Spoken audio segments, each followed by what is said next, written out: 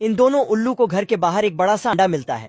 तो मादा उल्लू उसे अपना अंडा समझकर रख लेती है। फिर बच्चे के लिए कपड़े भी बुनने लगती है। अच्छा। तभी अचानक अंडा टूटने लगता है और तुरंत टूट जाता है। फिर उसमें से एक गिद्ध का बच्चा बाहर निकलता है।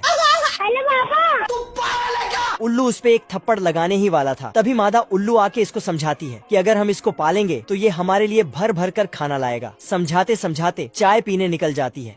तभी साला गिद्ध का बच्चा 5G की स्पीड की तरह अचानक बड़ा हो जाता है। खाने को दे रहे बेकार है भैया। उल्लू चाय नाश्ता करके वापस गिद्ध के पास आता है और उसको बोलता है, मंजिल को भुला कर जिया तो क्या जिया। लेकिन ये नाटक करने लगता है। तभी इसका बाप इसको फिर इसको इस तरह उड़ने को बोलता है। घर घर घर घर घर घर। लेकिन ये साला नालायक बच्चा चुल्लू भर घोंसले में मुंडी छिपा लेता है। तो इसका बाप उल्लू पेड़ का डाली ही काट देता है। बाप रे बाप रे। इस गिद्ध का बाप उल्लू आता है और मुर्गियों के घर में चोरी करने के लिए इसे अपने साथ ले जाता है। इसे बोलता है कि तुम यहीं रहो, हम मुर्गी को निपटा के आते हैं। ठीक है, समझ गया। लेकिन मुर्गी इसको ही उठा के बाहर फेंक देती है।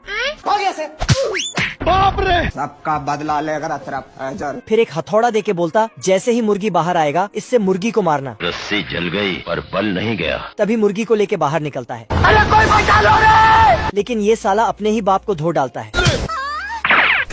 किधर है? Sorry sorry sorry. फिर से समझा के अंदर जाता है। तू टेंशन मत ले। पर इस बार मुर्गा बाहर आता है और ये साला उसको ही हथौड़ा पकड़ा देता है।